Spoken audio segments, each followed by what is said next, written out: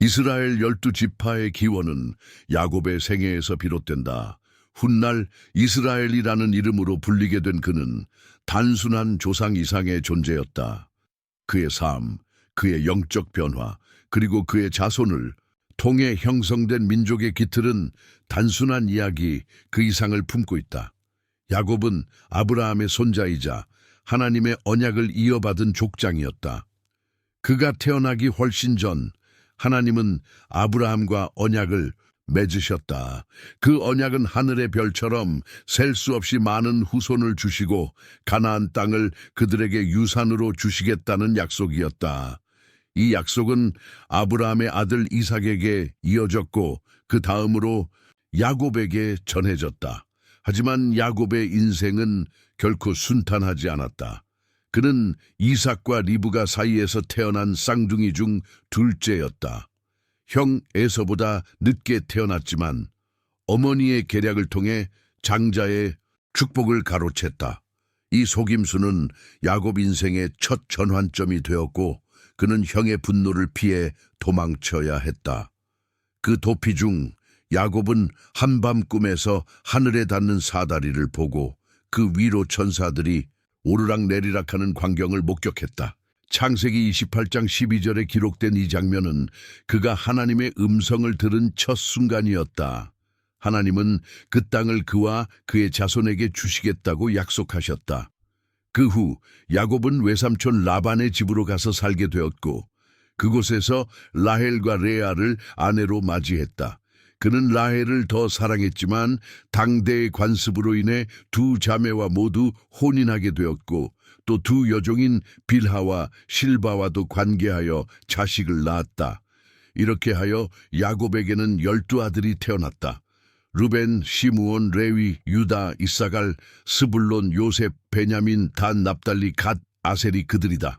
이들 각자는 독특한 성품과 운명을 지녔으며 훗날 각각이 하나의 지파가 되어 이스라엘 민족을 구성하게 된다. 그러나 이 12지파가 하나의 민족으로 세워지기까지는 수많은 시련이 있었다. 가장 극적인 사건 중 하나는 요셉의 이야기였다.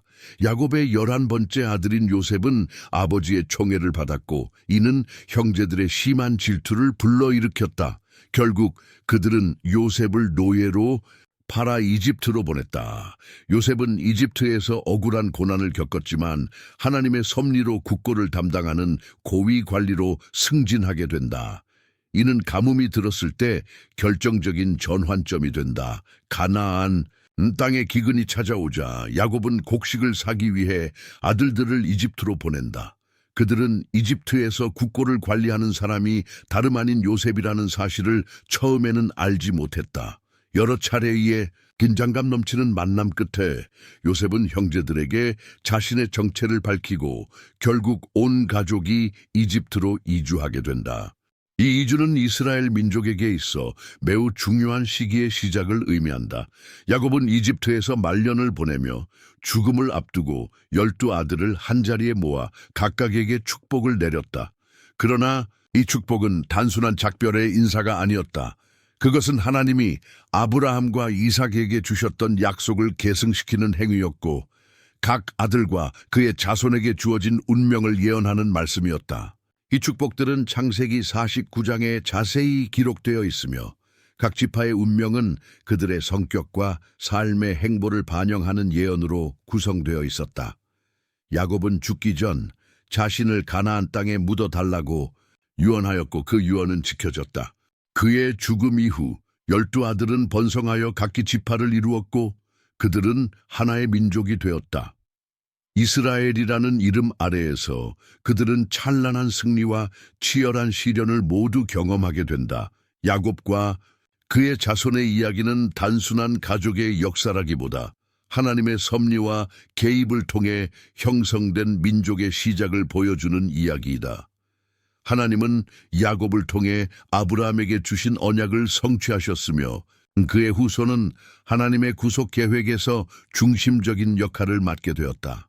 12지파는 단순한 역사적 존재가 아니라 하나님의 약속과 신실함을 증명하는 살아있는 증표였다. 그들 각자가 가진 장점과 약점은 하나의 큰 그림 속에서 신의 구속 의지를 드러내는 퍼즐 조각이었다. 가장 중요한 순간 중 하나는 야곱이 12 아들에게 마지막 축복을 전한 장면이다. 이 사건은 창세기 49장에 기록되어 있으며 야곱의 생애의 정점이자 한 민족의 영적 초석이 되는 장면이다. 그는 각 아들의 성격과 미래를 짚어내며 지파의 운명을 예언했다. 이 축복은 단순한 가정사의 일환이 아닌 민족의 미래를 선포하는 예언이었다. 이 사건을 이해하려면 야곱의 삶 전체를 돌아볼 필요가 있다.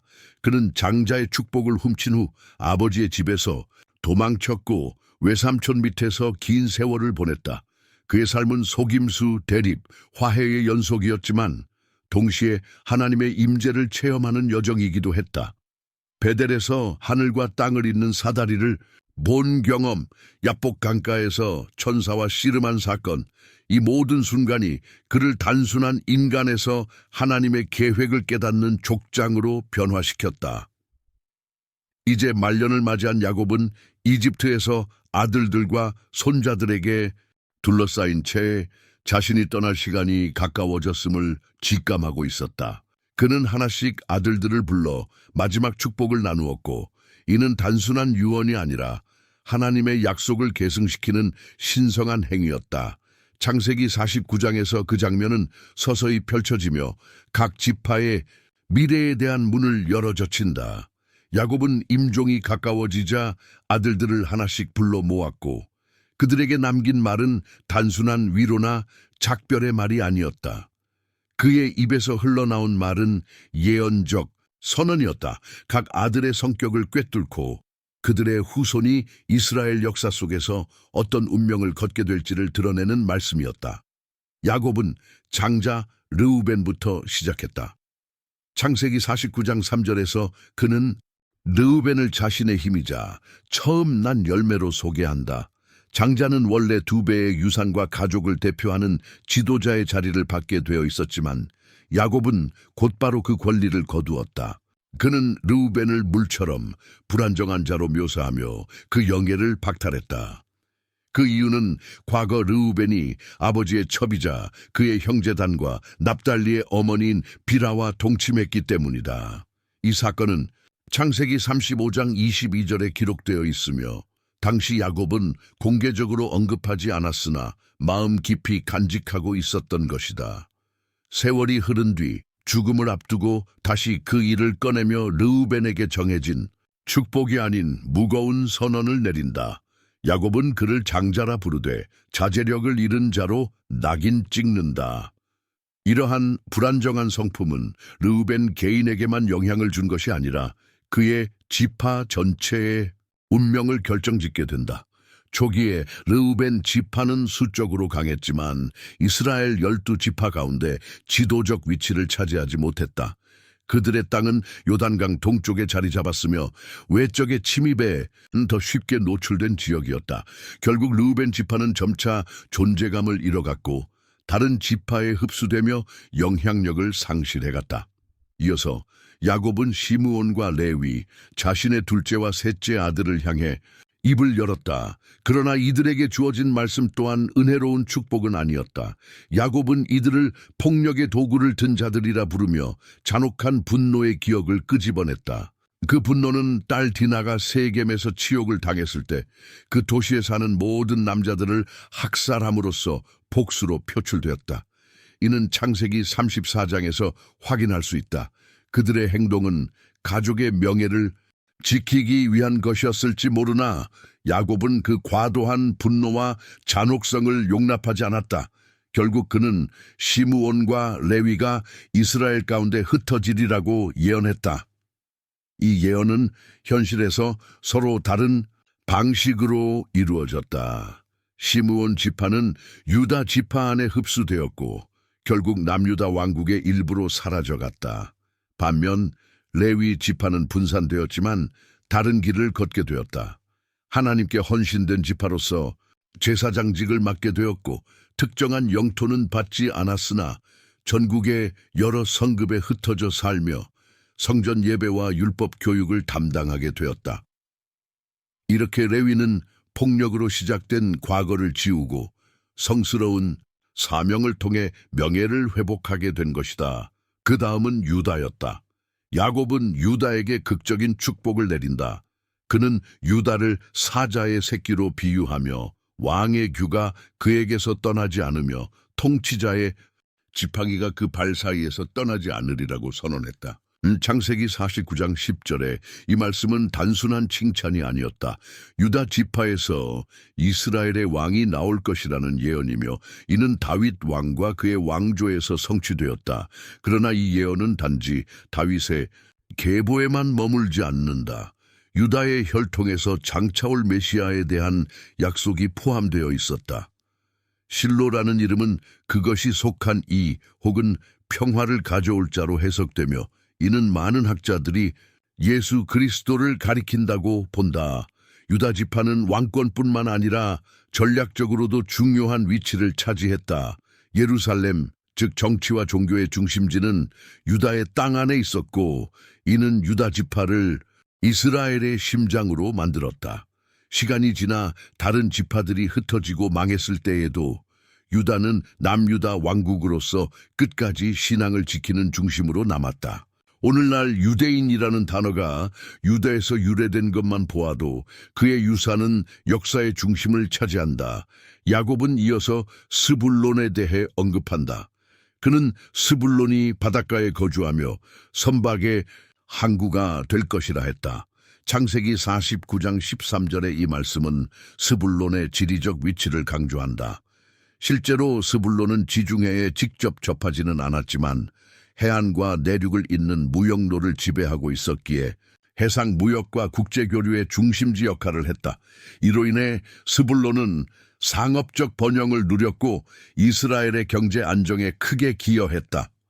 군사적으로 눈에 띄는 힘은 없었지만 스불론의 영향력은 일상에서 크게 작용했다. 이들은 다른 민족과의 교류를 통해 외교적 관계를 넓혔고 재물과 자원을 조달하는 데 중요한 역할을 담당했다. 이러한 배경은 이스라엘 전체의 번영에도 큰 기여를 하였다. 그리고 다시 돌아오는 것은 르우벤의 이야기다. 장자로서 당연히 받아야 할 명예와 2배의 유산을 받을 권리가 있었던 그였지만 일련의 잘못된 선택이 그의 삶과 그의 지파의 운명을 뒤바꿔 놓았다. 야곱의 말은 경고였고 동시에 인생의 중대한 교훈이기도 했다. 르우벤은 그 시대의 중요한 인물이었으며 그의 삶은 한 개인의 선택이 얼마나 큰 영향을 미칠 수 있는지를 잘 보여준다. 그는 가족 내의 복잡한 갈등 속에서 자랐다. 야곱은 항상 레아보다는 라헬을 사랑했고 이는 아들들 사이에도 긴장을 낳았다. 요셉과 베냐민, 즉 라헬의 아들들이 특별한 대우를 받는 상황은 르우벤에게 지속적인 불안을 안겨주었다. 그런 감정의 혼란 속에서 그는 비라와의 금지된 관계를 맺게 되었다. 이는 단지 도덕적 죄를 넘어 아버지의 권위를 정면으로 도전한 행위였다.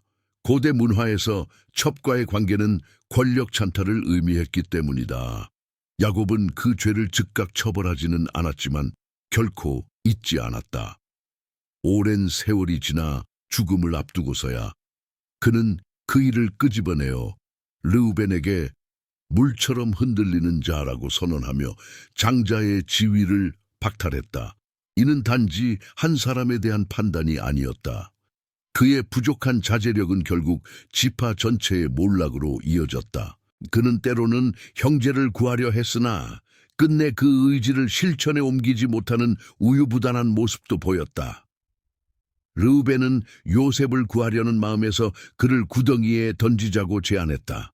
이는 형제들이 계획한 살해를 막기 위한 나름의 절충이었으며 나중에 몰래 그를 구출하려는 의도였다. 그러나 그가 자리를 비운 사이 다른 형제들은 요셉을 이집트로 향하는 상인들에게 노예로 팔아버리고 말았다.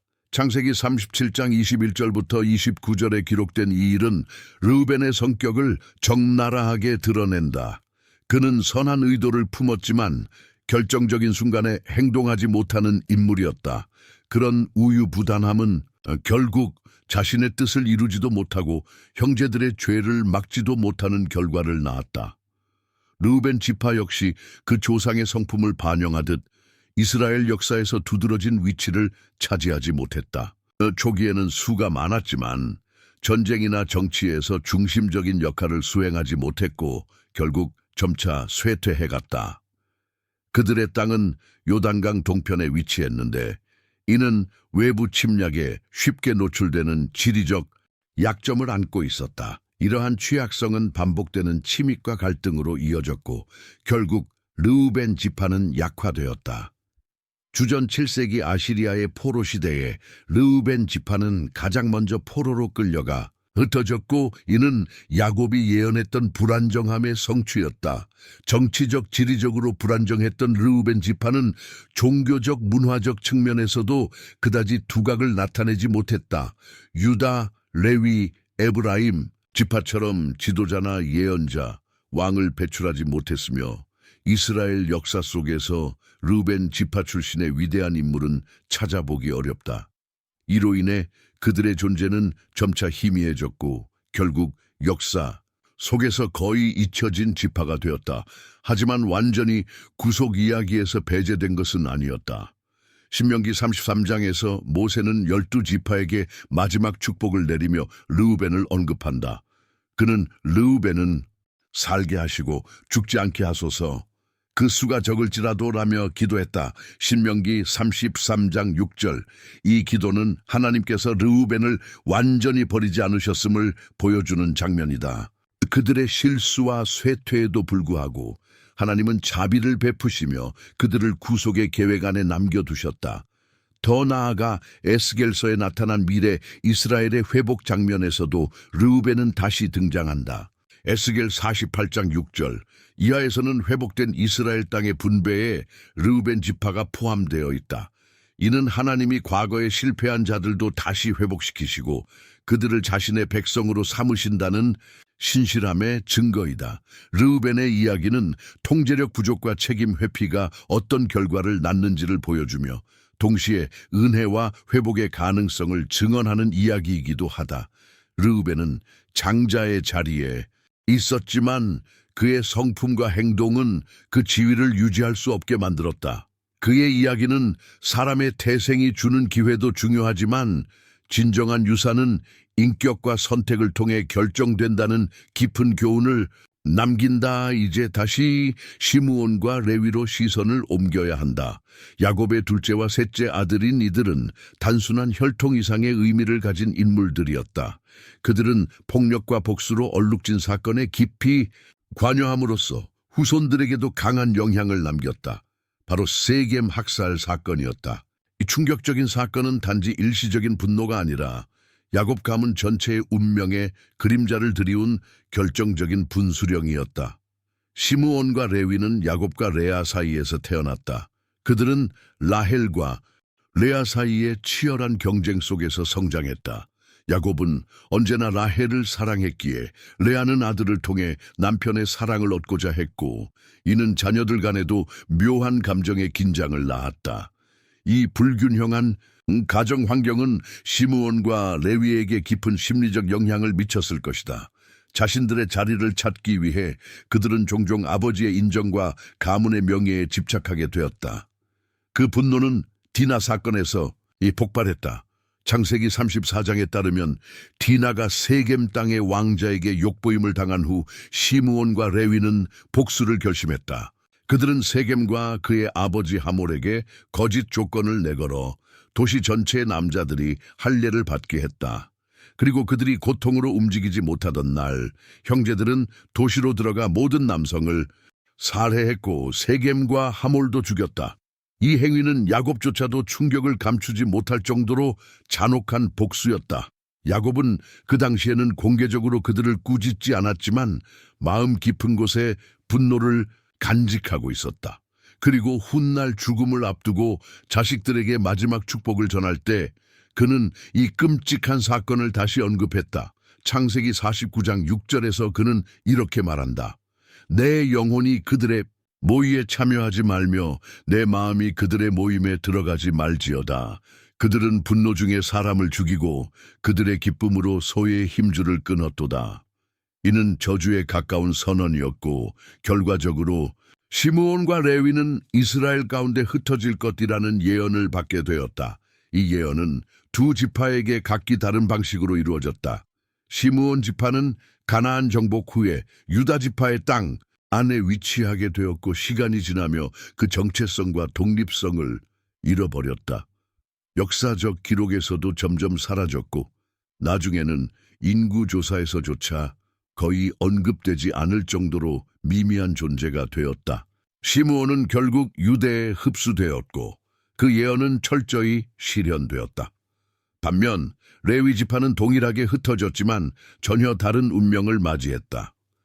그들은 이스라엘 역사에서 가장 독특한 역할로 변화되었다. 하나님은 그들을 제사장과 성전의 사명자로 선택하셨다. 그 변화는 시내산 황금 송아지 사건에서 시작되었다. 출애굽기 32장에 따르면 대부분의 백성이 우상 숭배에 빠졌을 때 레위 지파는 모세의 편에 서서 하나님의 공의를 집행했고 이로써 하나님께 충성을 입증했다. 하나님은 그들의 충성을 기뻐하셨고 그들을 제사장 지파로 택하셨다.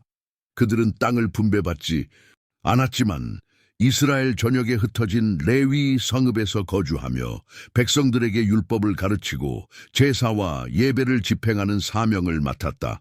그들은 모든 지파 안에 위치함으로써 이스라엘 전체의 영적 중심이 되었고 하나님과 백성 사이의 다리 역할을 수행했다. 시므온과는 달리 레위의 길은 심판에서 회복으로 이어졌다. 비록 그의 초기 폭력은 야곱으로부터 저주의 말씀을 받게 했지만 시간이 흐르며 레위 지파는 이스라엘 공동체 내에서 명예롭고 책임 있는 자리로 복귀했다. 특별히 아론의 후손들인 제사장 계열은 이스라엘 백성을 예배로 인도하고 하나님의 법을 전하는 영적 지도자로 자리매김하게 되었다. 그러나 야곱이 예언한 레위의 흩어짐은 여전히 성취되었다. 그들은 다른 지파처럼 고유한 땅을 분배받지 못하고 항상 타 지파들의 11조와 재물을 통해 생계를 유지해야 했다. 시므온과 레위의 상반된 운명은 하나님의 구속 능력이 얼마나 강력한지를 보여주는 증거이기도 하다. 시므온은 점차 역사 속에서 사라졌고 그의 지파는 유대 흡수되어 영향력을 잃었지만 레위는 하나님의 뜻에 따라 성결과 섬김의 지파로 변모하였다. 이는 성경에서 반복되는 중요한 영적 원칙을 강조한다. 죄는 반드시 결과를 동반하지만 진심으로 회개하고 하나님께 돌아오는 자에겐 회복과 영광이 허락된다는 것이다. 이제 유다, 야곱과 레아 사이에서 태어난 넷째 아들에게로 시선을 돌린다. 그는 12아들 중 장자는 아니었지만 그의 이름은 이스라엘 역사 전체에서 가장 중요한 위치를 차지하게 되었다. 유다는 강력한 인물적 면모와 함께 야곱이 그에게 내린 예언적 축복을 통해 단순한 한 인물이 아닌 구속 역사의 축이 되는 인물로 등장한다. 그의 후손에서 이스라엘의 왕들이 나오고 궁극적으로는 인류의 구세주가 탄생하게 될 것이기 때문이다. 유다의 이야기는 가족 내 긴장과 갈등 속에서 시작된다. 라헬과 레아 사이의 치열한 경쟁은 그들의 자녀들에게도 깊은 영향을 끼쳤고 유다 역시 아버지의 사랑과 관심을 받기 위한 경쟁 속에서 자라났다. 그럼에도 불구하고 유다는 형제들 사이에서 자연스러운 지도력을 발휘하며 점차 중심 인물로 부상하게 된다. 그가 처음 두드러진 것은 요셉을 이집트로 팔아넘기는 사건이었다. 형제들이 요셉을 죽이려는 음모를 꾸밀 때 유다는 실용적인 제안을 한다. 그를 죽이는 대신 이스마엘 상인들에게 팔자. 우리 손을 더럽힐 필요가 없다. 창세기 37장 26, 27절. 비록 이 선택이 도덕적으로 완전하진 않았지만 요셉을 죽이는 일은 막았고 결과적으로 하나님의 섭리를 가능하게 만드는 길을 열었다. 이 사건은 유다가 가진 현실적 판단력과 점차적으로 드러나는 지도자적 기질을 나타낸 첫 단서였다. 그의 변화는 다말 사건에서 더욱 분명해진다. 다말은 유다의 맏아들 에르의 아내였지만 에르는 자손 없이 죽고 둘째 아들 오난도 법적 의무를 다하지 않고 죽었다. 유다는 셋째 아들 셀나를 다말에게 주겠다고 했지만 결국 약속을 지키지 않았다. 이에 다말은 창녀로 위장하여 유다와 관계를 맺고 임신하게 되었다. 나중에 진실을 알게 된 유다는 그녀를 비난하지 않고 오히려 그녀가 나보다 의롭다라며 자신의 잘못을 고백했다. 창세기 38장 26절. 이 겸손한 인정은 유다의 내면에 일어난 도덕적 성장을 상징하며 지도자로서의 진정한 자격을 드러낸다. 그의 진정한 변화는 요셉과 다시 재회하는 장면에서 절정에 이른다. 가나안의 흉년이 들었고 형제들은 이집트로 양식을 구하러 갔다가 요셉에게 붙잡힌 베냐민을 두고 돌아가야 하는 상황에 직면한다. 그때 유다는 자신이 대신 종이 되겠다고 자청하며 동생을 구하려 한다. 이 소년을 대신하여 내가 주의 종이 되게 하시고 소년은 형제들과 함께 돌아가게 하소서. 창세기 44장 33절. 이는 과거 요셉을 팔던 그가 이제는 스스로를 희생하려는 모습으로 완전히 변화했음을 보여준다. 이 순간은 단지 한 형제가 또 다른 형제를 위해 희생하려는 장면이 아니다. 이는 유다 지파가 훗날 이스라엘 전체의 영적, 정치적 지도자로 세워질 것이라는 예언의 실현이기도 하다. 그는 형제들 가운데 가장 강한 목소리와 행동력을 지닌 자였으며 이 변화의 여정은 단순한 회개가 아니라 하나님 앞에서의 성숙과 선택의 증표였다. 야곱은 유다에게 놀라운 축복을 선언했다. 유다야, 내 형제들이 너를 찬양할 것이며 내 손은 내 원수들의 목을 잡을 것이다. 네 아버지의 아들들이 네 앞에 절할 것이다. 유다는 사자의 새끼라. 그가 유다를 떠나지 아니하며 통치자의 지팡이가 그의 발 사이에서 떠나지 아니하리니 실로가 올 때까지이며 그에게 모든 민족이 복종하리로다. 창세기 49장 8절 10절. 이 말씀은 유다를 중심으로 한 왕조의 등장을 예고하고 있으며 실로는 메시아로 해석된다. 이 예언은 다윗 왕에서 시작되어 결국 예수 그리스도에게로 이어진다. 예수는 유다 지파의 혈통에서 나셨으며 이 예언의 궁극적 성취자였다. 가나안 정복 이후 유다 지파는 남쪽의 비옥한 지역을 분배받았다. 이 지역에는 예루살렘이 포함되어 있었고 이는 곧 정치적 종교적 중심지가 된다. 시간이 지나 북이스라엘의 10지파가 분열되어 나갔을 때에도 유다는 남왕국으로 남아 다윗의 계보를 유지했다. 예배는 계속 예루살렘 성전에서 드려졌고 유다 지파는 끝까지 하나님의 약속을 간직하며 메시아의 탄생을 준비하는 중심 지파로 남았다. 예수 그리스도는 요한계시록 5장 5절에서 유다 지파의 사자라 불리신다. 이 칭호는 단순한 상징이 아니다. 그것은 예수의 왕적 혈통을 나타내며 그분이 약속된 메시아로서 오셨음을 드러내는 예언의 성취이다. 실로의 약속, 즉 모든 민족이 모여 하나님의 평화 아래 하나가 되는 비전은 예수 그리스도를 통해 실현되었고 그의 나라에는 유대인뿐 아니라 이방인들까지도 초대되었다. 이제 조용하지만 전략적인 위치에 있던 지파 스불론을 살펴보자. 야곱과 레아의 6째 아들로 태어난 스불론은 유다나 요셉처럼 성경 속 이야기에서 자주 등장하지는 않지만 그의 지파는 이스라엘의 역사에서 중요한 경제적 군사적 역할을 맡았다.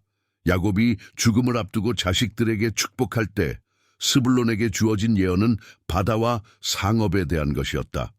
스불론은 해변에 거주하며 선박의 항구가 되며 그 경계는 시돈에 이를 것이다. 창세기 49장 13절.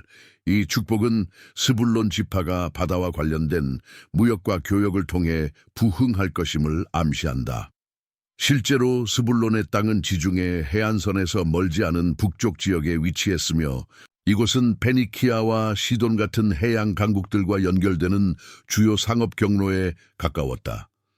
스불론은 직접적으로 해안에 접한 지파는 아니었지만 해상 무역에 접근하기 충분한 위치에 있었기 때문에 인접 민족들과의 활발한 교류를 통해 큰 경제적 번영을 이루었다. 이와 같은 지리적 이점은 스불론을 단지 상업 지파로 만드는 것 이상이었다. 그들은 이스라엘이 외부 세계와 연결되는 통로가 되었고 다양한 문화와 문물이 들어오는 입구 역할을 하였다. 이러한 교류는 이스라엘 전체의 경제를 활성화시켰으며 스불론은 자신들의 번영을 넘어 국가의 안정과 성장에 기여하였다. 이들은 조용하지만 실질적인 방식으로 하나님의 백성을 섬겼다. 스불론은 경제적 영역뿐 아니라 군사적 충성에서도 돋보였다.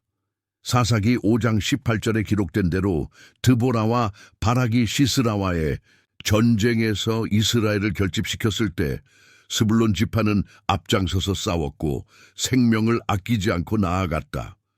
이들의 용기와 헌신은 이스라엘의 자유와 생존을 지켜낸 큰 힘이 되었으며 이스라엘의 역사 속에 스불론의 이름을 깊이 새겨 넣었다. 이 지파에 대한 또 하나의 중요한 언급은 이사야서 9장에 등장한다. 스불론 땅과 납달리 땅은 전에는 멸시를 받았으나 후에는 갈릴리, 이방의 길에서 영광을 얻으리라.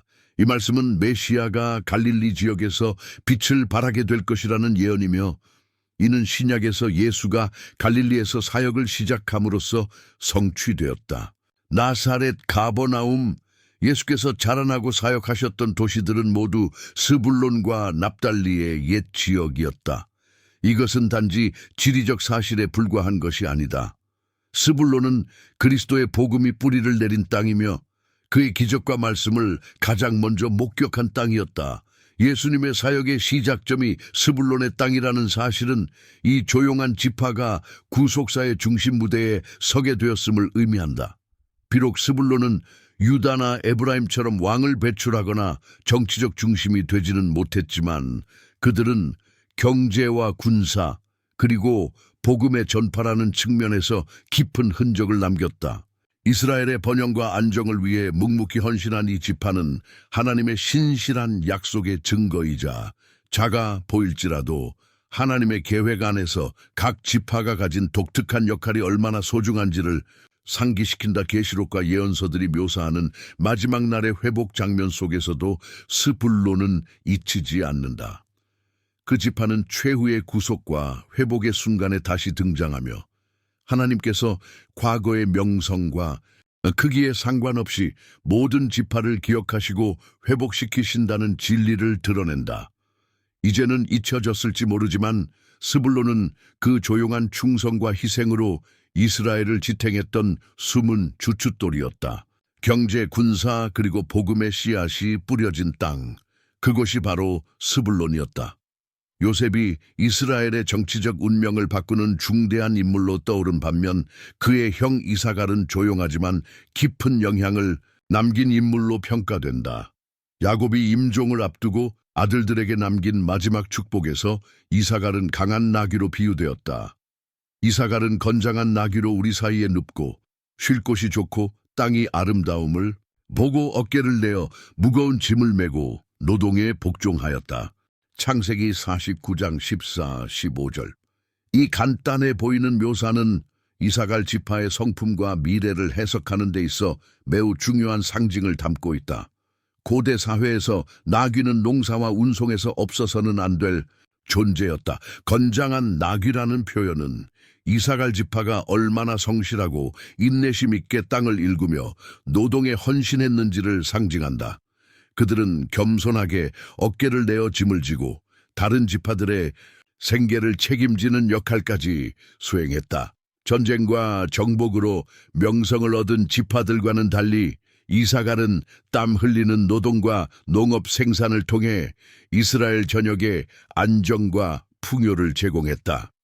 이사갈 지파는 이스라엘 중심부 이스르엘 평야와 요단강 사이의 기름진 땅에 자리 잡고 있었다. 이 지역은 이스라엘에서 가장 비옥한 곡창지대 중 하나로 농사에 매우 적합했다. 그들은 이 땅을 최대한 활용하여 풍성한 수확을 이루었고 다른 지파들에게도 곡식을 제공하며 나라 전체의 경제에 크게 이바지했다. 그들의 땅을 통과하는 상업로는 외부 민족과의 교류도 가능하게 하여 이스라엘의 국제적 관계에 중요한 다리 역할을 했다. 그러나 야곱의 축복에는 노동에 복종했다는 표현이 포함되어 있다. 이는 이사갈 지파가 때때로 외부 세력의 조공을 바치거나 다른 지파 혹은 이방 세력과 평화를 위해 굴복했음을 시사한다. 많은 학자들은 이를 이사갈 지파가 군사적 지배보다 안정과 평화를 우선시했음을 보여주는 증거로 해석한다. 그들은 싸우기보다는 협상하고 무력보다는 농업과 생산을 통해 존재를 유지한 지파였다. 이사갈의 헌신은 전쟁의 시기에도 드러난다. 사사기 5장 15절에 따르면 드보라와 바락이 시스라의 군대와 맞설 때 이사갈 지파의 전사들이 앞장서서 싸웠다. 이들은 전투를 전문으로 하는 지파는 아니었지만 민족의 위기에 헌신을 아끼지 않았고 필요한 때에는 용기를 가지고 무장해 전장에 나섰다. 이사갈 지파는 또한 지혜로 잘 알려져 있다. 역대상 12장 32절에서는 이사갈 자손 중 시세를 알고 이스라엘이 마땅히 행할 것을 아는 자라고 기록되어 있다. 이는 단순한 농업 지파가 아니라 시대의 흐름을 통찰하며 민족의 길을 제시할 수 있었던 지파였음을 말해준다. 그들은 판단력과 통찰력으로 이스라엘 공동체 안에서 지도자들에게 조언을 주는 위치에 있었다. 다른 지파들이 전쟁과 권력에 몰두할 때 이사갈은 땅을 일구고 지혜를 나누며 이스라엘 공동체의 안정을 유지했다. 이들은 무력으로 자신을 드러내는 대신 조용한 충성과 지혜로 나라를 지탱했다. 신명기 33장 18절에서 모세는 이사갈을 축복하며 스불로나 네가 나갈 때에 기뻐하라. 이사갈아 네 장막에서 즐거워하라. 고 말했다. 이는 무역과 항해에 능했던 스불론과 농업과 지혜의 중심이었던 이사갈 사이의 조화를 보여준다. 서로 다른 역할을 가진 두 지파는 이스라엘의 안정과 번영을 위해 서로를 보완하며 조화롭게 작동했다. 이사갈 지파의 역사는 화려하거나 드라마틱하지는 않았지만 조용하고 꾸준한 섬김의 본보기가 된다. 그들은 생계를 책임지고 지혜로 나라를 인도하며 필요할 때는 검을 들 줄 아는 충성스러운 일꾼들이었다. 이들의 삶은 성공이 반드시 무력이나 정치적 영향력을 통해서만 이루어지는 것이 아니라는 깊은 메시지를 남긴다. 에스겔서 48장 25, 26절에 따르면 이사갈 지파는 마지막 날의 회복에 포함되는 지파 중 하나로 언급된다. 이는 하나님께서 이들의 충성과 지혜를 기억하셨다는 뜻이며 그들의 겸손한 헌신이 결코 잊혀지지 않았다는 증거다. 삼손은 그 자신 안에 깊은 모순을 품고 있었던 인물이었다. 하나님의 부르심을 받아 블레셋의 압제에서 이스라엘을 구원하도록 택함받았지만 동시에 그는 충동적이고 유혹에 쉽게 흔들리는 사람이었다. 그는 나실인의 서원을 지켜 머리카락을 자르지 않았으며 바로 그 서원이 그의 초인적인 힘의 근원이 되었다. 그러나 달릴라에 대한 집착과 여인들에 대한 약함은 그의 몰락으로 이어졌고 이로 인해 그는 역사상 가장 비극적인 사사 중 하나가 되었다. 비록 그 생애는 논쟁의 여지가 많았지만 삼손이 블레셋에 맞서 싸운 용기는 의심할 여지 없는 사실이었다. 그의 파란만장한 삶과 비극적인 죽음은 단 지파가 정의의 도구가 될 수 있는 가능성과 동시에 자기 절제의 부족이 얼마나 치명적인 결과를 낳는지를 보여주는 상징이 되었다.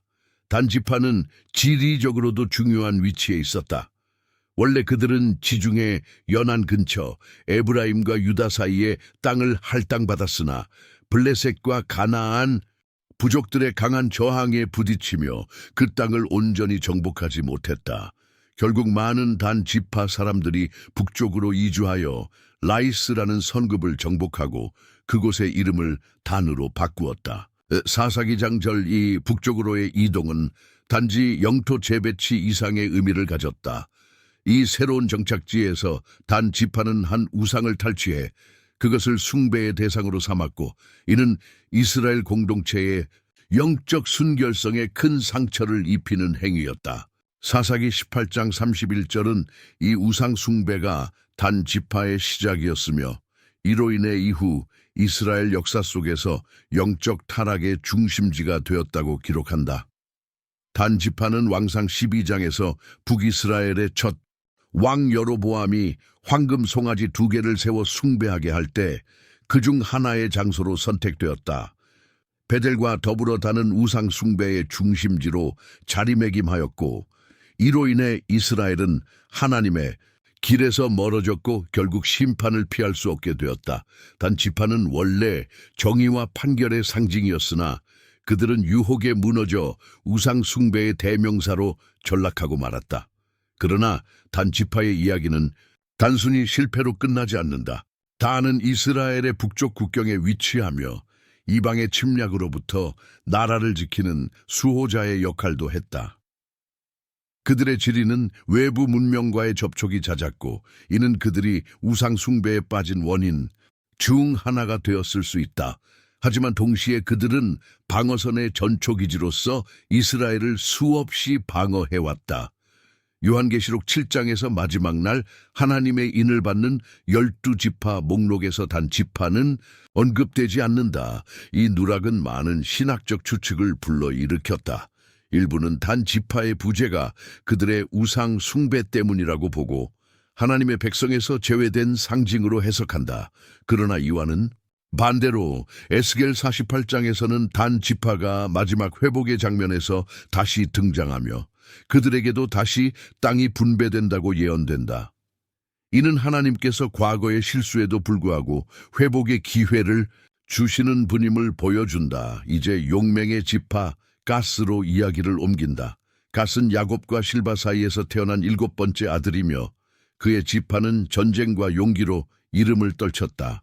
이들은 국경을 지키는 방패와 같은 역할을 수행했으며 침입하는 외적을 막는 데 있어 언제나 앞장섰다.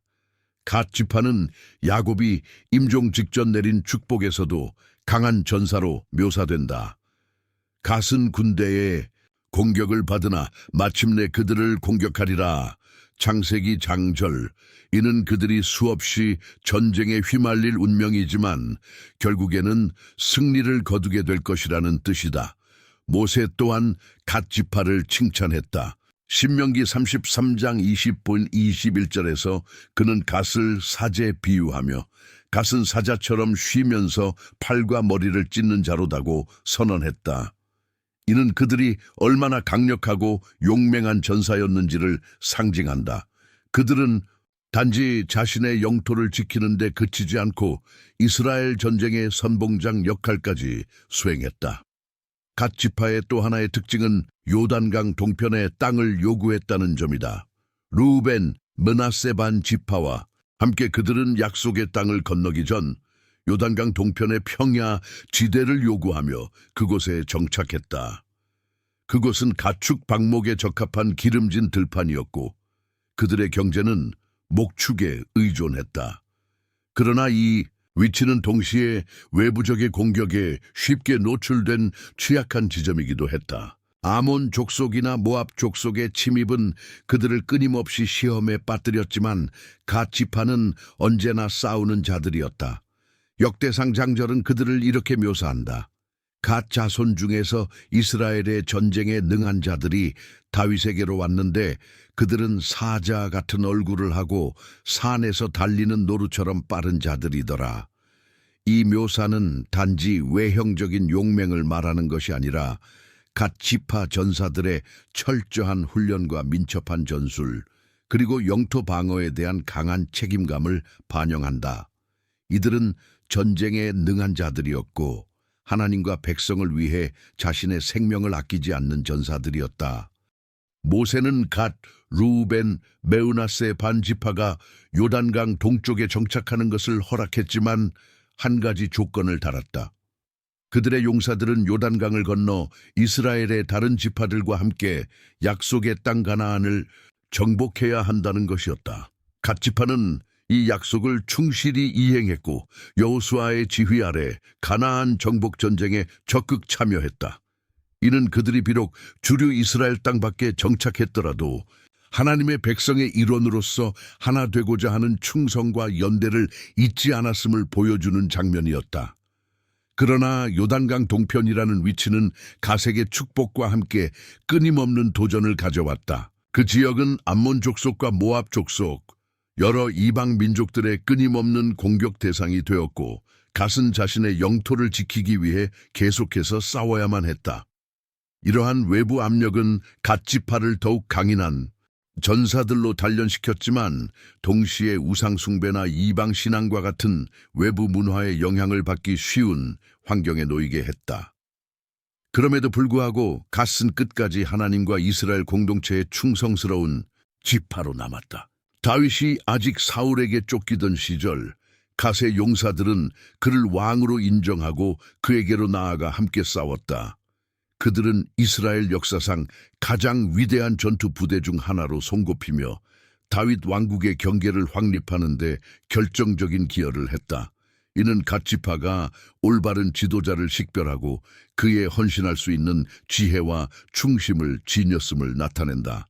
영적으로 보았을 때 갓 지파는 외부 세계의 영향력 속에서도 흔들리지 않고 하나님의 백성으로서의 정체성을 지킨 상징적인 존재다. 그들은 이스라엘과 떨어진 곳에 있었지만 민족 전체의 안녕과 영적 정체성을 위해 싸웠다. 그들의 물리적 거리는 결코 영적 거리로 이어지지 않았으며 그들은 언제나 이스라엘의 일부로 남았다. 이러한 충성과 헌신은 예언자 에스겔이 그리는 미래 회복의 비전 속에서도 확인된다. 에스겔서 48장 27절에서는 갓 지파가 회복된 이스라엘의 땅을 분배받는 지파 중 하나로 언급된다. 이는 하나님께서 이들의 헌신과 전쟁 중에 흘린 피를 기억하신다는 증거이며 끝내는 구속의 계획 안에 포함된다는 위로의 말씀이다. 이제는 야곱과 실바 사이에서 태어난 8째 아들 엘젤의 이야기로 나아가 보자. 성경 속에서 상대적으로 덜 주목받은 아셀 지파는 물질적 풍요와 이웃과의 평화를 바탕으로 이스라엘의 번영에 기여한 지파였다. 아셀은 비옥한 땅을 유산으로 받아 풍성한 곡식과 귀한 산물을 통해 이스라엘 내에서도 가장 농업적으로 부유한 지파 중 하나로 자리 잡았다. 야곱은 아셀에게 이렇게 예언했다. 아셀은 그 양식이 풍성하며 왕의 진미를 제공하리라. 창세기 49장 20절. 이 축복은 단순한 농산물 생산을 넘어서 아셀의 산물이 왕의 식탁에 오를 만큼 귀하고 풍성하다는 것을 의미한다. 이는 아셀 지파가 이스라엘 내에서 고급 식품을 공급하며 무역과 경제에도 큰 영향력을 지녔음을 시사한다. 가나안 정복 이후 아셀 지파는 이스라엘 북서쪽의 해안 인근 두로와 시돈이라는 번영한 페니키아 도시들과 가까운 지역을 배정받았다. 이 위치는 무역로에 인접했고 지중해의 해양 활동과 연결되어 있었기에 상업적으로도 매우 유리했다. 이와 동시에 기후와 토질이 농업에 적합했기에 아셀은 포도나무와 올리브를 중심으로 한 농업 발전에 큰 성공을 거두었다. 특히 아셀의 올리브는 뛰어난 품질로 유명했으며 그들의 올리브유는 성막과 성전에서 사용하는 등 종교적 의식에서도 중요한 자리를 차지했다. 아셀은 단지 경제적 번영을 누린 지파가 아니라 하나님께 바치는 제물의 재료를 책임졌던 거룩한 사명의 일부이기도 했다. 또한 아셀 지파는 무력보다는 외교와 무역을 택한 평화 지향적 지파로도 평가된다. 이들은 페니키아 도시들과 좋은 관계를 맺으며 전쟁보다는 교류를 통해 자신들의 번영을 확장했다. 그들의 상업은 이방의 사치품들을 이스라엘에 들여오는 역할을 하기도 했으며 이는 왕의 진미를 제공한다는 야곱의 예언을 다시 한번 상기시켜준다. 비록 성경에서 아셀은 전쟁이나 정치적 중심 인물로 부각되진 않지만 평화와 번영이라는 측면에서 그들의 역할은 작지 않았다. 전투보다 교류를, 침략보다 자급자족과 나눔을 선택한 이 지파는 이스라엘 내부의 경제적 안정을 이끌었다. 사사 시대에도 아셀은 때때로 전쟁에 참여했다. 비록 강력한 군사력을 가진 지파는 아니었지만 필요할 때는 이스라엘의 자유를 지키기 위해 일어섰다. 그들의 이야기는 조용하지만 성실하게 하나님의 백성으로 살아간 한 지파의 발자취이자 물질적 축복 속에서도 신앙을 유지한 이들의 본보기로 남는다. 비록 아셀 지파는 유다나 갓처럼 전쟁에 능한 지파로 두드러지지는 않았지만 성경에서 아셀이 군사적 맥락에서 언급되는 결정적인 장면이 있다. 그것은 바로 사사기 5장에서 드보라가 바락과 함께 시스라 장군과 싸웠을 때였다. 그러나 이 전쟁의 순간에 아셀 지파는 해안에 머물며 전투에 참여하지 않았다. 사사기 5장 17절은 이렇게 말한다. 아셀은 바닷가에 앉아 항구에 머물렀다. 이 구절은 많은 성서학자들에 의해 소극적인 태도를 비판하는 내용으로 해석되며 아셀이 상업과 항구의 삶을 고수한 채 전쟁에는 나서지 않았음을 암시한다. 이러한 군사적 소극성은 아셀 지파가 이스라엘 전쟁 서사 속에서 두각을 드러내지 못한 이유 중 하나로 여겨진다. 그러나 전투에 나서지 않았다고 해서 그들의 역할이 미미했던 것은 아니다. 오히려 아셀은 조용하고 지속적인 방식으로 이스라엘의 경제와 종교 생활을 지탱했다. 농업과 상업에 집중하며 올리브유와 같은 중요한 자원을 성소에 공급함으로써 그들은 눈에 보이지 않는 중요한 역할을 수행했다. 모세가 죽음을 앞두고 12지파에게 내린 축복에서도 아셀의 번영이 강조된다. 신명기 33장 24절에서 모세는 말한다. 아셀은 자식들에게 복을 받고 그의 형제들에게 사랑을 입으며 그의 발은 기름에 잠기리로다. 여기서 기름에 잠긴 발은 풍요로운 땅과 넘치는 올리브유를 시적으로 표현한 것이다. 이는 아셀이 얼마나 풍요로운 농업지대를 차지했는지를 상징하며 그들의 경제적 안정성과 하나님의 축복이 함께했다는 신앙적 의미도 담고 있다. 또한 아셀은 많은 후손을 통해 번성한 지파로도 기록된다. 자손의 수가 많다는 것은 고대 이스라엘에서 하나님의 축복과 생명의 연속성을 나타내는 중요한 지표였다. 이러한 번성은 아셀이 단지 물질적인 풍요만이 아니라 안정적인 사회 구조와 공동체 유지를 이루었다는 증거이기도 하다. 신약에서도 아셀의 흔적은 완전히 사라지지 않는다. 누가복음 2장 36절에서는 아셀 지파 출신의 안나 선지자가 등장한다. 그녀는 예루살렘 성전에서 오랜 세월 기도하며 메시아를 기다리던 경건한 여인이었다. 이 짧은 언급은 아셀이 비록 군사적 정치적으로 눈에 띄지는 않았지만 여전히 이스라엘의 영적 삶과 하나님 나라의 역사 속에 뿌리 깊이 자리 잡고 있음을 보여준다. 아셀의 이야기는 힘과 권력만이 하나님의 축복의 징표가 아님을 우리에게 일깨운다. 전쟁보다는 평화, 정복보다는 공급의 사명을 감당한 아셀은 이스라엘 민족의 생존과 안정에 없어서는 안 될 존재였다. 이들은 조용하지만 깊은 뿌리를 내리고 하나님의 백성으로서 충성스럽게 자신들의 자리를 지켜왔다. 에스겔 48장 2절에서는 마지막 때의 회복 장면 속에서도 아셀 지파가 다시 언급된다.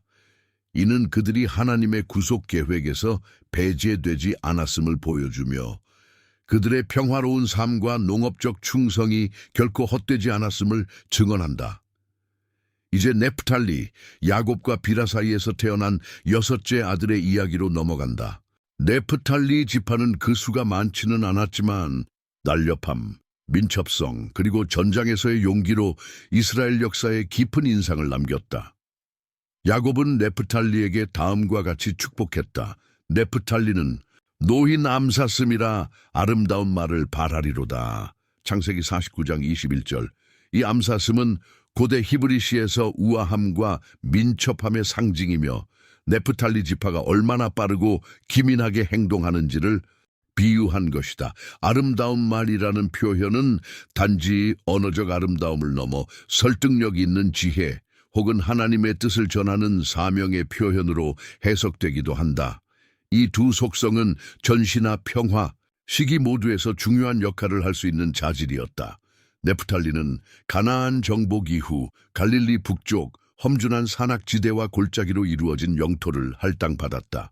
이 지형은 전쟁 시 방어에 유리했고 그들은 이곳에서 기동력을 살려 효율적인 전투를 벌일 수 있었다. 지리적으로는 시리아와 페니키아에 인접해 있었으며 이들은 때로 국경 방어의 전초기지 역할도 맡았다. 이들의 민첩성과 용맹은 시스라와의 전투에서 분명하게 드러났다. 사사기 4장과 5장에 따르면 네프탈리와 스불론은 드보라와 바락의 부름에 응답하여 강력한 철병거를 보유한 가나안 군대에 맞섰다. 그들은 하나님의 개입으로 폭우와 홍수 속에서 승리를 거두었으며 네프탈리는 들판의 높은 곳에서 생명을 던졌다는 찬양을 받는다. 이는 그들이 가장 험난한 지형에서 싸웠고 목숨을 아끼지 않았다는 뜻이다. 이처럼 네프탈리는 단지 속도만이 아니라 험한 환경에서 전략적으로 싸울 줄 아는 지혜와 용기를 가진 지파였다.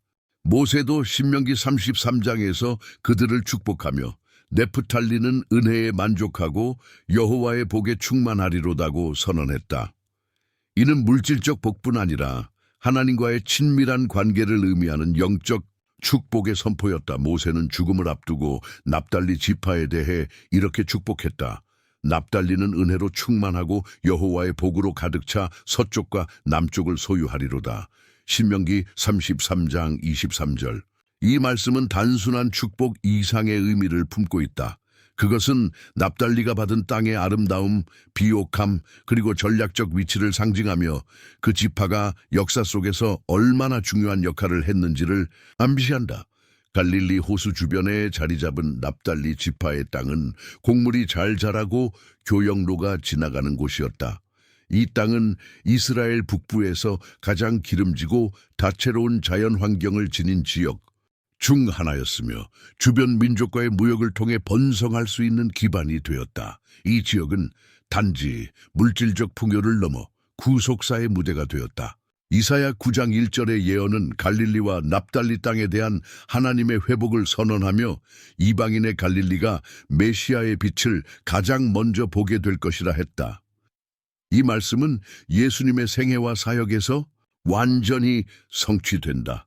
예수님은 나사렛에서 자라났고 가버나움에서 그의 사역을 시작하셨는데 이 두 도시는 모두 납달리의 유산에 속해 있다. 납달리는 예수님의 첫 번째 기적들이 펼쳐진 장소이자 복음이 처음으로 선포된 땅이었다. 산과 골짜기, 호수와 들판이 있는 이 아름다운 땅은 예수 그리스도의 발걸음으로 인해 더욱 거룩한 땅이 되었고 납달리는 단지 역사적 지파가 아닌 복음의 출발점으로서의 의미를 지니게 되었다. 비록 아시리아와 바벨론의 침공으로 납달리 지파는 포로가 되어 흩어졌고 민족적으로는 흡수되어 갔지만 그들의 유산은 여전히 살아있다. 야곱이 풀려난 암사슴이라 표현한 납달리는 민첩함과 자유, 우아함을 상징하며 하나님의 계획 안에서 언제나 가볍게 그러나 정확히 움직이는 지파로 기억된다. 에스겔 48장 3절에 따르면 납달리는 마지막 날 이스라엘 회복의 비전에 포함되어 있으며 새 땅에서 다시 자신의 몫을 얻게 될 것이다. 이는 그들의 역할이 끝나지 않았음을 하나님의 구속 계획 안에서 여전히 중요한 위치를 차지하고 있음을 의미한다. 이제 야곱의 11번째 아들이자 라헬의 맏아들인 요셉의 이야기를 따라가 보자. 요셉은 단독으로는 지파를 이루지 않았지만 그의 두 아들 에브라임과 메우나세를 통해 이스라엘의 두 강력한 지파가 태어났으며 이는 요셉이 다른 형제들보다 2배의 유산을 받은 것을 의미한다. 창세기 37장 3절에 따르면 요셉은 야곱의 사랑을 특별히 받았으며 그 사랑은 그에게 색동옷이라는 형태로 표현되었다. 그러나 이 특별한 사랑과 요셉의 예언적인 꿈들은 형제들의 질투를 불러일으켰고 결국 요셉은 이스마엘 상인들에게 팔려 이집트로 끌려가게 된다.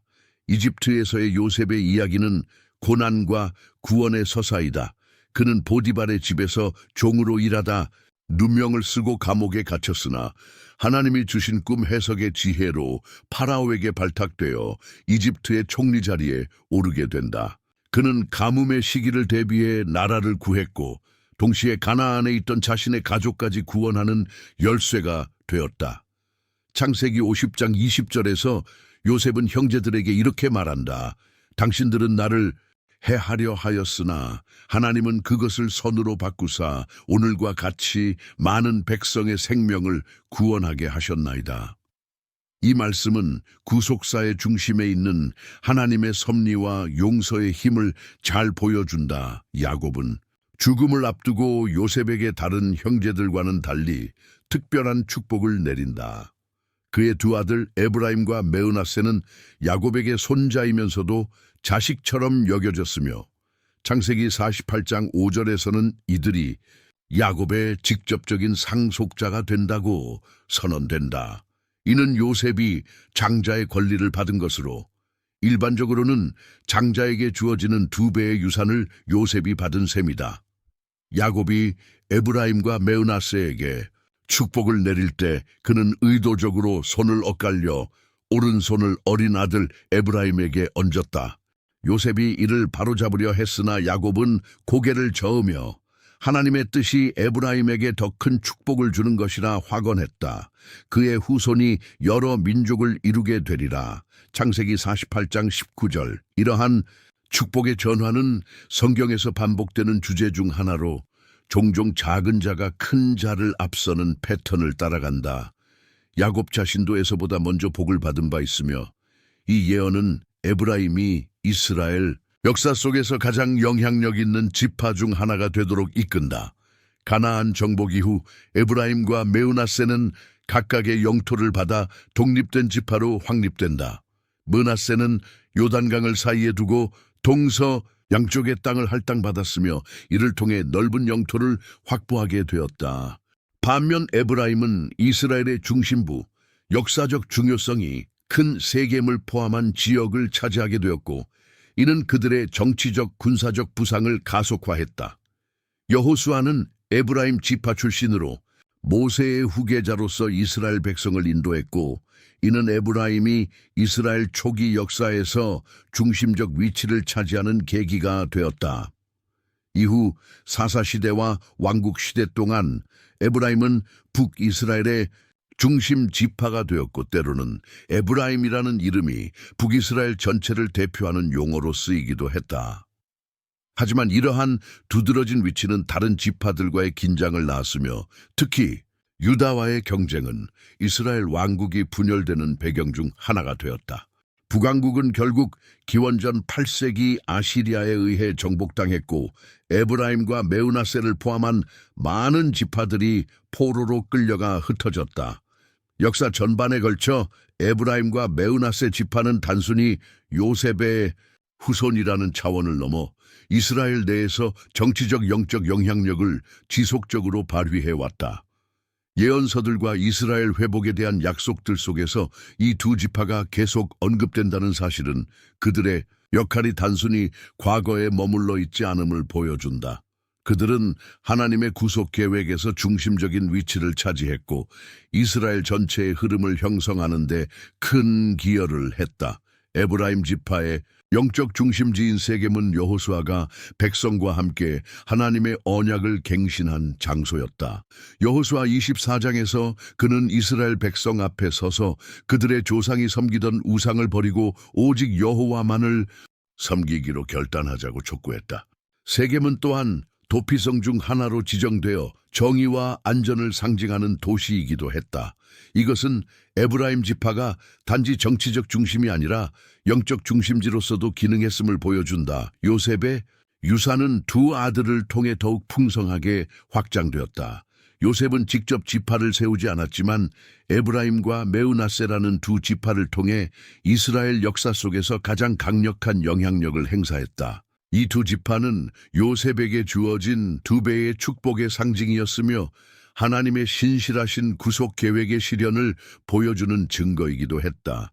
그 중심에 있는 요셉의 삶은 용서와 신뢰, 인내와 지혜로 가득한 여정이었다. 형제들의 배신과 고난 속에서도 그는 하나님을 신뢰했고 결국 그의 믿음은 이집트와 이스라엘 모두를 구하는 열쇠가 되었다. 요셉의 이야기와 그의 후손들은 하나님의 뜻이 인간의 고통을 통해 어떻게 선을 이끄시는지를 생생하게 증명해낸다. 이제 야곱과 라헬 사이에서 태어난 12번째 아들이자 막내인 베냐민의 이야기가 시작된다. 베냐민은 라헬이 그를 낳다 죽은 뒤 아버지 야곱의 마음속에서 특별한 자리를 차지한 아들이었다. 라헬은 마지막 순간에 아들의 이름을 베논니, 내 고통의 아들이라 불렀지만 야곱은 그 이름을 베냐민, 내 오른손의 아들으로 바꿨다.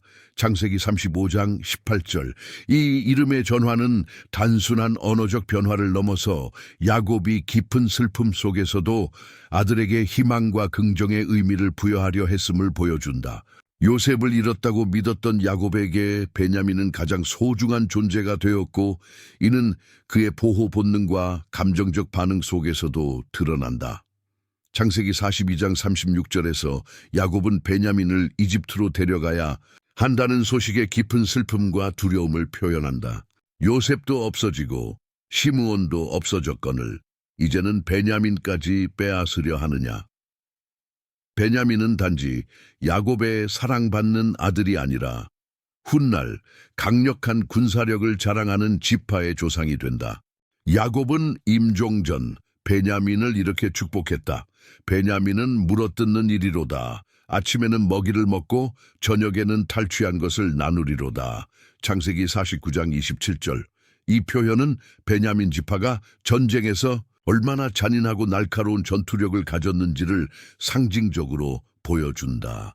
사사기 20장 16절에 따르면 베냐민 지파에는 700명의 왼손잡이 전사들이 있었고 그들은 머리카락도 빗겨 맞힐 만큼 정밀한 투석수를 자랑했다.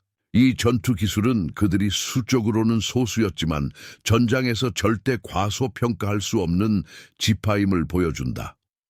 하지만 그들의 전쟁력은 한때 이스라엘 내부에서 큰 비극을 낳았다. 사사기 11-9-21장에 기록된 레위인의 첩사건은 베냐민 지파가 가바에서 끔찍한 범죄를 저지른 후 이를 감싸면서 시작된다.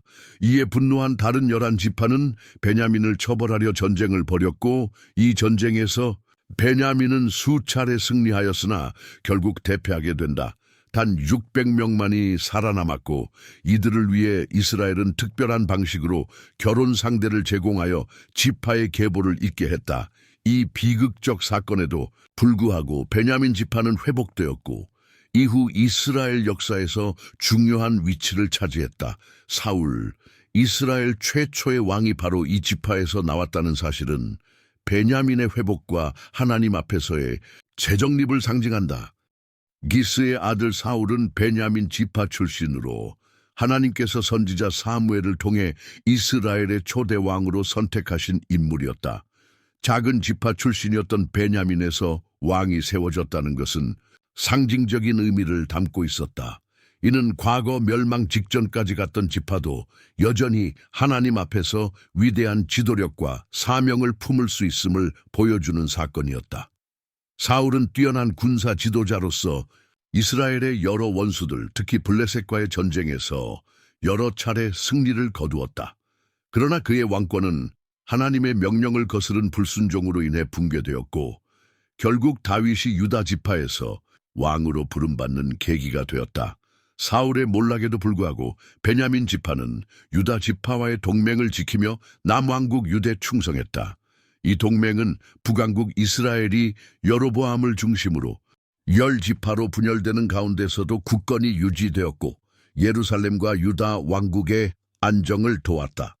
이 두 지파의 연합은 예루살렘이 바벨론에 의해 함락되기 전까지 약 400년간 이스라엘의 중심을 형성했고 그 속에서 베냐민은 예루살렘 수비에 헌신한 지파로 기억되었다. 이러한 역사적 충성심은 단순한 정치적 입장 이상의 신앙적 정체성을 반영하는 것이었다. 베냐민 지파는 신약에서도 중요한 인물을 배출했다. 그 인물은 바로 사도 바울이다. 본래 사울이라에 불렸던 그는 타르수스 출신으로 엄격한 바리새인 교육을 받은 유대인이었으며 초기에는 그리스도인을 박해하는 열정적인 자였다. 그러나 다메섹으로 가는 길에서 부활하신 예수 그리스도를 만난 후 그는 극적인 회심을 경험하게 된다. 이후 바울은 복음을 이방인에게 전하는 사도로서 신약 성경의 많은 부분을 기록하며 초대교회에 결정적인 기여를 했다. 바울은 여러 서신서에서 자신의 베냐민 지파 혈통을 언급하며 그것이 자신이 하나님의 약속 속에 있는 유대인임을 증명한다고 강조했다. 로마서 11:1, 빌립보서 3:5. 이는 베냐민 지파가 단지 과거의 영광만이 아닌 하나님의 구속 역사 속에서도 살아있는 지체임을 나타내는 증거였다. 베냐민 지파의 유산은 용기, 충성, 회복의 이야기로 가득하다. 야곱이 사랑하는 아내 라헬을 잃은 슬픔 속에서 태어난 아들이었지만 그 지파는 이스라엘 역사 속에서 끊임없이 도전과 회복을 반복하며 중추적 역할을 감당했다. 에스겔 48장 23절에 따르면 베냐민은 종말에 회복된 이스라엘에서 땅을 기업으로 받는 지파 중 하나로 언급된다. 이는 그들이 겪었던 역사적 고난에도 불구하고 여전히 하나님의 구속 계획 안에 있다는 강력한 메시지를 전한다. 이제 이야기의 마지막 장으로 제사장 지파인 레위 지파의 독특한 여정이 이어진다. 레위는 이스라엘 12지파 중 유일하게 땅을 분배받지 않은 지파였다. 그 대신 그들은 성막과 성전에서 하나님의 봉사를 전담하는 특별한 사명을 받았고 예배와 율법 교육, 희생 제사, 성물 관리의 중심이 되었다. 야곱은 죽기 전 레위에게 폭력적인 과거를 언급하며 그들이 이스라엘 온 땅에 흩어질 것이라 예언했지만 창세기 49:7. 이는 곧 하나님의 섭리로 전환된다. 그들은 각 지파의 도시에 흩어져 살며 율법을 가르치고 예배를 주관하는 사명으로 그 예언을 성취하게 된다. 출애굽기 32장에 기록된 금송아지 사건은 레위 지파의 운명을 결정짓는 전환점이었다. 모세가 하나님 편에 설 자들을 부르자 레위 사람들이 가장 먼저 응답했고 그들은 하나님 앞에서 의로움으로 구별되었다.